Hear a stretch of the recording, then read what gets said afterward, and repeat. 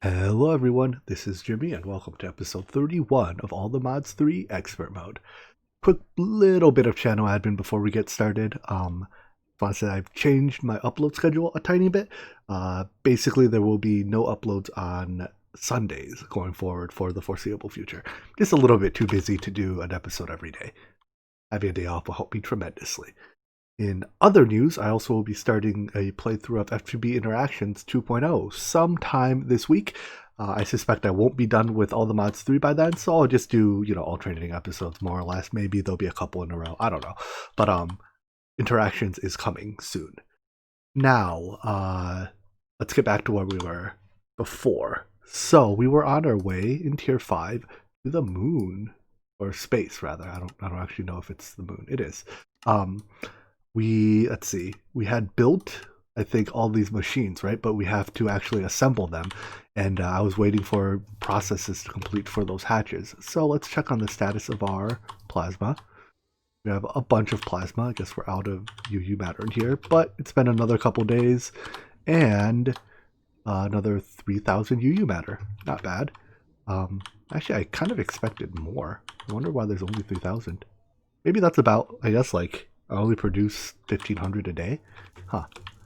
I might need to up that. That might not be enough. But the other material we needed was rare earths. This machine is also slower than I thought it was. Alright, well, we have what we have. And if this isn't enough, we'll have to, make our processes faster. We left off making the cutting machine, which I think we used to make basic circuit plates, among other things. But not 100%. Well, I'm basically 100% sure we will use all these machines because why would the quest ask us to make them otherwise, right? So let's just start putting them down one by one. Next up, we have the rolling machine. So set you to rolling machine, and what shape do you take? All right, so basically the same set of hatches, more or less. Power input hatches on that side, eh? So I probably want it facing this way. Wait. Oh, it grew one bigger. Huh. Where's the power hatch? There it is. Alright. Where's the rolling machine block then? Must be on the second row, I guess? Is there a way to check the list of all blocks? Hey, would you look at that? Alright, well, yeah, I'm just gonna go make these machines one by one. Or make all these multi-blocks one by one. Alright, here come the rolling machine. While I do have enough components to build this, it's becoming pretty evident to me that we're going to have to do something about our infrastructure, namely for osmium. A lot of these components take a fair bit of osmium because these machine structures take output control circuits, which are osmium. And while I can make it from UU matter, I think there's enough demand on my very slow UU matter production that we're going to have to do better than that. So that's not, is that the way I want this motor to point? That's not the way that, does it matter? I guess it doesn't. I hope it doesn't. Anyways, what I'm saying is on the second output hatch, I'm going to have to improve our osmium production with the osmium seed. So osmium nuggets can be grown with the osmonium agricraft seed, but it's kind of a pain to get there. We need to crossbreed crystalline with ferranium, which is like another set of crossbreeds. You see where this is going. It's like 30,000 crossbreeds. But I was hoping to avoid it, but I think it's become necessary at this point. Anyways, fluid input hatch, power input, and I need to make one more output. Here we go. Is there not a second row? What's up with that? Was the second row under the first row? Huh. I just forgot how the hollow projector works. If you shift scroll with it, it'll show you the next row and any other ones. So there we go. Weird shape machine. And I don't know why there are multiple input hatches, but I guess we'll find out.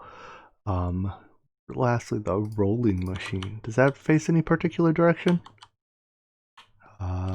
This way. Oops. Oh, Not that way. Which block is wrong? The air block?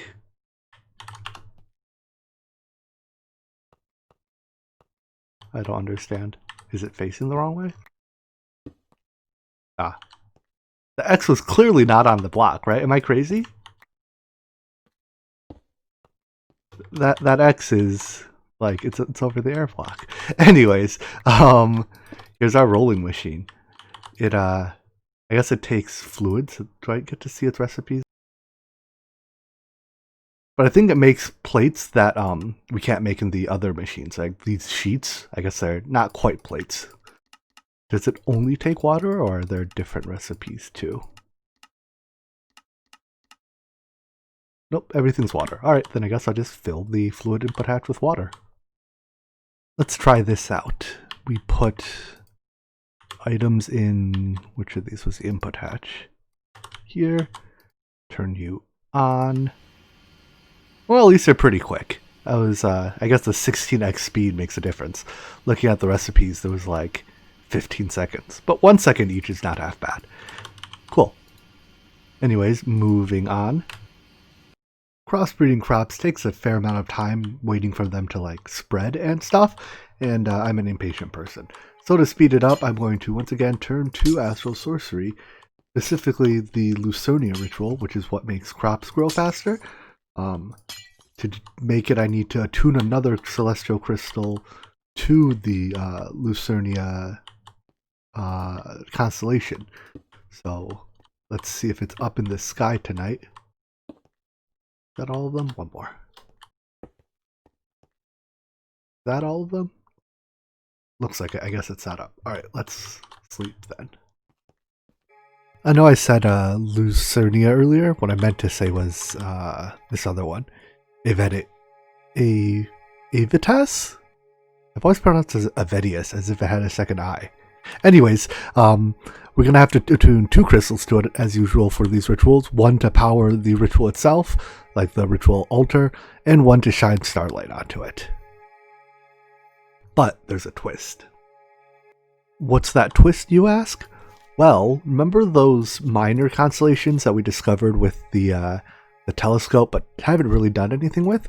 What we can do with these is we can modify rituals with them. So, this doesn't really give a good description, but what it does is by taking our attuned celestial crystal and reattuning it, I guess you could say, it like adds a second attunement to the crystal, and that will cause it to have a slightly different effect. In this case, by using Alteria as your minor constellation that you attune it to, you cause the ritual to have reduced radius but increased effect in that radius. I mean, I guess you could say that this description, implies that, right? Drawing in your available resource, like making it smaller radius. This is an awful description. Anyways, as usual, we have to turn one of the crystals into a collector crystal, and the collector crystal does not need a trait, I guess they call it. On second thought, I wasn't sure if that last statement I made was true or not, so I went ahead and attuned the crystal before turning it into a collector crystal, or gave it the trait. It definitely does no harm to do so, so I mean, let's just take the extra step. Anyways, I need to build another one of these ritual altars and starlight collectors. If I do it here, I think I'm far enough away from my other starlight collectors that it won't cause any trouble. Starting with the ritual pedestal here, when I put my attuned crystal in, it should give its effects locally. I can see that in the form of regeneration, and normally it gives regen 1, but I guess now I get regen 2 because it's the boosted version. But you can see I might actually already be out of range of it. The normal version, if we check in Astral Sorcery config, oh dear, Astral Sorcery rituals, ritual effects, range is 16, but we can see that now the range is less than, clearly less than 16, right? Because I'm not getting the buff. I think it might be 3. I get it here. So yeah, from the pedestal, the range only goes out 3.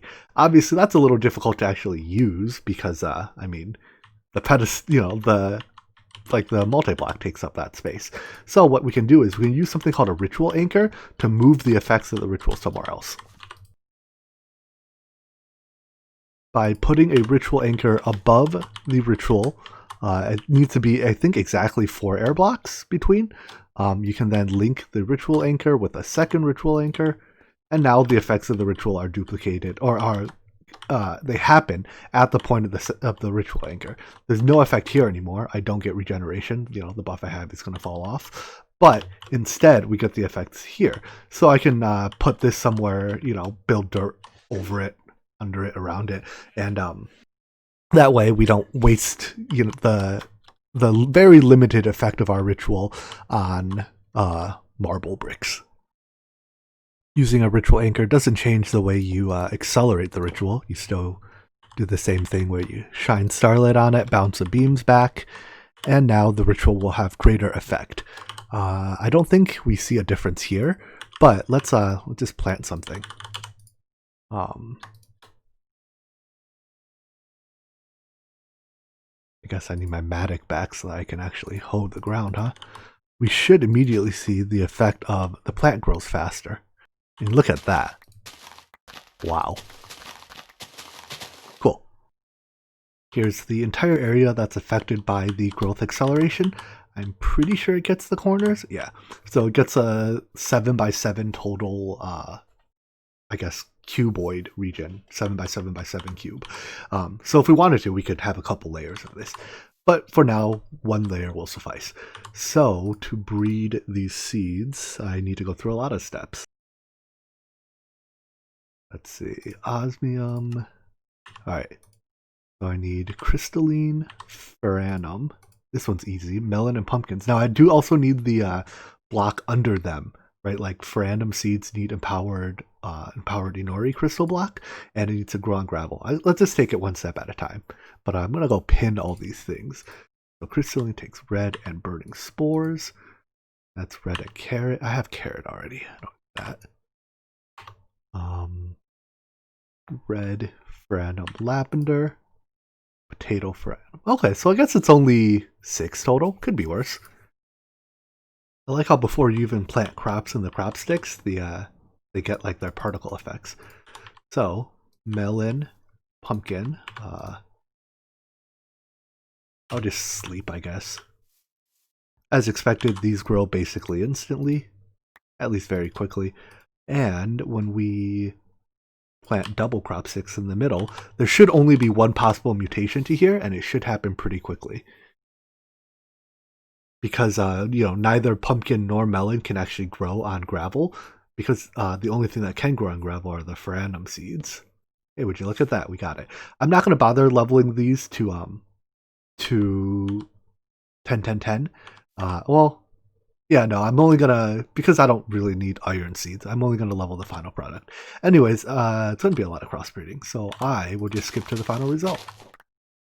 For some reason I don't quite understand, the crops are not accelerated when you plant like some of these seeds, like the ferranum and the lavender seeds I have. I mean, you clearly see the particle effects on the crop sticks, but as soon as I plant the seed, it's like, nope, just kidding, I'm not doing it. I don't know, like, are they somehow blacklisted? But whatever. To speed that along, I'm just using a watering can. Which is sufficiently good, I guess. Alright, 1 mutation left. Crystalline seeds and ferranum seeds should make osmonium seeds, and there's an osmium block under this. So, mutate. I've actually found that the mutation rate in this pack, I think, has been turned up so that you almost always successfully get the mutation. Look at that. And we have our osmonium seeds. So each time we harvest this, we get 1 nugget, but that's probably because the stats on this seed right now are crap. Let's see, 1, 2, 1. So let's see about leveling it up. Now, my normal way of doing it, of just planting in a big row and letting it run, isn't going to work so well because, well, actually, I have 2 possibilities. 1, can I just plant it on the ground? Without crop sticks? No, I can't. Darn. All right, well, so much for that idea then. Anyways, yeah, we have to level it up, and just planting it If I just plant it in one of these rows here, it doesn't actually grow because it needs osmium blocks under it to grow, and I don't want to put down like 30 osmium blocks. So I'm going to do this step a little bit manually. How do I do it? If I come here and get another osmium block and another gravel piece, I can just alternate growing back and forth. So plant you, double sticks here, put this here, and then when it grows, it'll spread to this crop stick, and I'll break the other one and let it spread back and forth until it's at max stats. You see, it's simple. We grow the plant, we water the plant, we wait for it to spread. This is a step that can sometimes take a while. And then we just grow it again. Repeat until you have 10, 10, 10 seeds. And eventually you are left with 10, 10, 10 seeds. Let's go analyze these real quick so that we can actually see the values in the UI, as opposed to having to interpret the MBT data. There we go. Now, unfortunately, these still don't get growth accelerated. It's sad. Womp womp. So instead of planting it here, I guess I'll just end up planting it. Lag. I'll plant it under our sprinklers. This canola farm has probably served its purpose, right? I can tear it up without feeling bad. So now, instead of growing canola, we'll just grow osmium, which is significantly more useful. Does this have to be grown on gravel or dirt? Gravel. I expect that it'll still be accelerated by the sprinklers just fine. Suppose I should have tested that first, but here we are testing.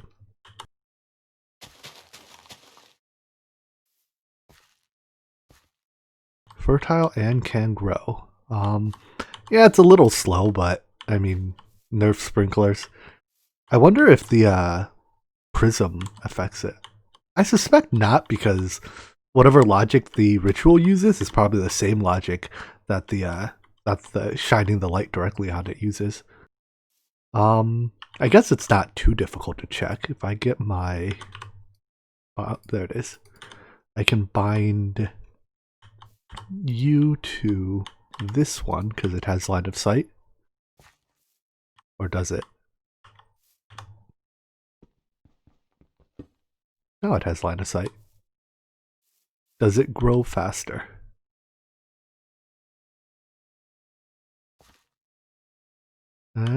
Tough to tell. I don't think it grows appreciably faster than the others. And there we have it. Automated osmium growth. This is much cheaper than making osmium with UU matter. We put it in here and look at that. 40 ingots already. Each harvest seems to get, let's just wait for it and see. I think it's somewhere around 5 to 6 nuggets. So like 2/3 of an ingot. Ooh, 8 nuggets even at once. There's a bit of RNG in it, but somewhere around half an ingot per full plant growth. So yeah, this will satisfy our short and long-term osmium needs. With that little detour out of the way, let's get back to putting together these advanced rocketry multi-blocks. Next up, we have the crystallizer, which just what does it do? It's just another unassuming crafting mechanic. I don't even know how to spell it. 2L. Crystallizer. Yeah, it can make the various, I guess, crystals, bools. Not exactly sure what it's for. I guess we'll figure it out later. First, let's make it. Where's the power input? I just like how these machines have the power input on random sides. Like this one has a power input on the front, and this one has it on the back. And this one also runs left to, or right to left, whereas this machine runs left to right. Small little design things, I think, that consistency goes a long way in game design, and once you stop being consistent, the player no longer has a good way to tell what's coming next. But anyways, just a very minor rant. Alright, put that together. Haha! 4x speed. I'm not sure what we're going to do with it yet, so I'm just going to leave it alone for now. Next up, I think the remaining machines are used in fuel production. So we have, well, maybe not the precision assembler, but the electrolyzer and chemical reactor are probably used in fuel assembly. So I'm going to set those up next to each other. Apparently you can repair gear. Next up is the precision assembler. This functions more like the modular machines multi-blocks, where you kind of get to, choose where your ports go, which is nice. So I'm going to put like the energy port, power input plug, touching the wire. 2 motors, and you can have any number of inputs. For now, I'm only going to have a single one. However, that does a little bit limit your recipes, because the input hatch only has 4 slots, whereas some of these recipes might use more than 4 inputs. Yeah, so the ones with, more than 4 inputs, obviously you'll need a second input hatch. But anyways, let's see. 1 input hatch, put the output hatch. Hey, where did my preview go? Give me my preview back. Now I have to re-anchor it.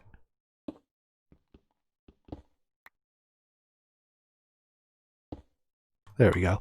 And then all of these other ones, I think you can just fill in with blank ones, can't you? Yeah, so machine structures to fill in the gaps. Up a level, glass. That wasn't on the list. Yes, it is. I'm blind.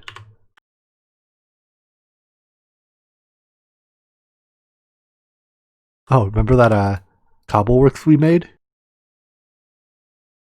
We're not going to run out of glass anymore.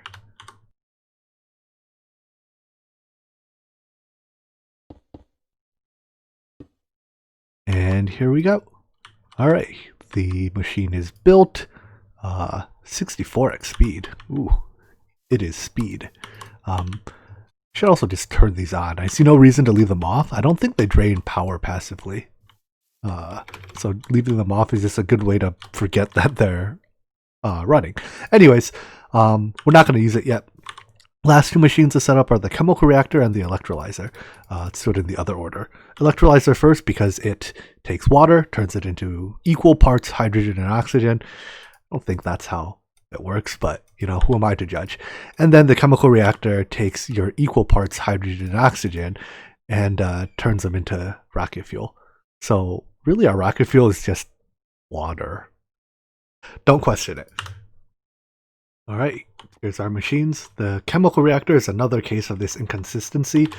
The electrolyzer has its energy inputs on the back, whereas the chemical reactor has its energy inputs on the front. Why is that? One wonders. Anyways, now we just have to run some cables. So I'm already supplying this with water. Our water sink here pumps water into our electrolyzer. It should turn it into fluids. Yep, hydrogen, oxygen. Cool. And then we just have to run those into our 2 fluid input hatches. So what is this? That's a fluid output hatch. All right. We'll ignore you for now. So we will do brown channel on one, blue channel on the other. I don't think it matters which goes in where. So one goes in there, one goes in there. And by the sounds of things, we are now making rocket fuel, which is in this tank. And I guess we will... Rocket fuel is purple now. Sure. We'll store a portable tank full of it. Right here.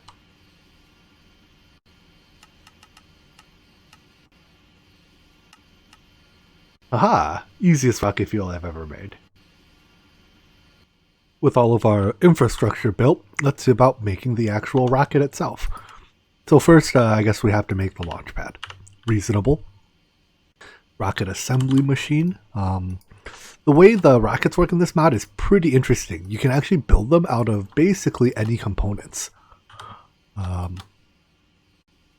But there's some requirements, like you need fuel tanks and a couple, like you need fuel tanks, you need rocket engines, you need a seat to sit on. But aside from that, you have really total freeform control over the shape your rocket takes, which I find pretty cool. We'll see, exactly how that shapes up later. But how many launch pads do I need? 9. Alright, well, after the previous quest, I'll happily take an easy one. Also, are these...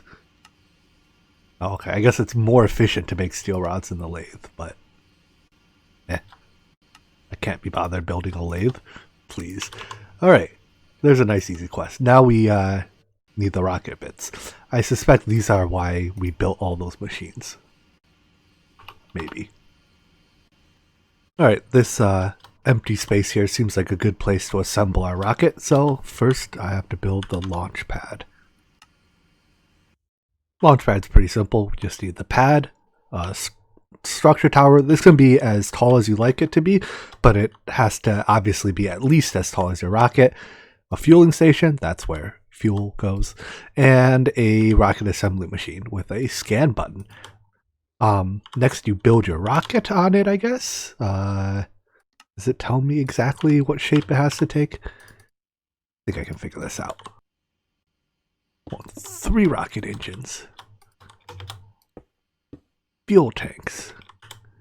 You need a guidance computer and a seat. And this is your bare minimal rocket. You sit here exposed to the elements as you take off. I think that we can scan it now. Not enough fuel capacity. So when you scan, it'll tell you if there's anything wrong with your rocket. You must at least meet these bars, I guess. So we don't have enough fuel, which means we need more fuel tanks.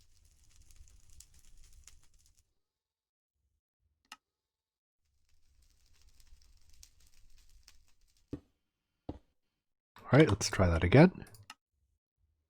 Clear for liftoff. So now we can click the build button. That'll turn our rocket from this just a bunch of individual blocks into a single rocket entity. Now we can get on it and stuff. But we can't just launch now. We need first of all to tell it where to go. So that's where this program ID chip comes in. You right click it, click it on something. Hold on, let me figure this out. I figured it out. So you right-click your rocket to get on it. Then you have to open the rocket UI, which is a key that's not bound by default, which is pretty weird. But then you click this select destination button. For now, we are going to Luna. So we pick that, select. Then you open the UI again. You might have to... Whoa! Give me that back. All right, let's try that again. We put you in here. I clearly do not put that in there. There we go. Wait, but now I don't have a button anymore. Alright, this is pretty unintuitive. So after getting on the rocket, you click that button, put this item in this slot, then you have to exit the UI, reopen the UI so that the item is in the slot while you have the select destination button. Whoops. And then you pick Luna select. There we go. Now you have a destination. We don't have any exact coordinates because we have no clue where we're going. So we don't get to choose, where we land. That's fine. Next up, we have to fuel the rocket. To do so, you have to link with your linker, your fueling station, with the rocket. That way, the fueling station knows where to actually put the fuel. Then you have to put fuel in the fueling station. So I don't know exactly how much rocket fuel it takes, but I have a feeling 16 buckets is enough.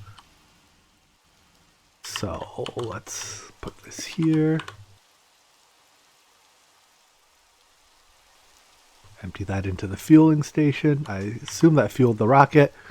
Our rocket is fueling now. If you look on the left side, the fuel gauge is filling. But we still don't want to take off because we don't have a spacesuit. I presume that's what the next quest is. Yep, we have to make a spacesuit and an oxygen tank. Seems reasonable.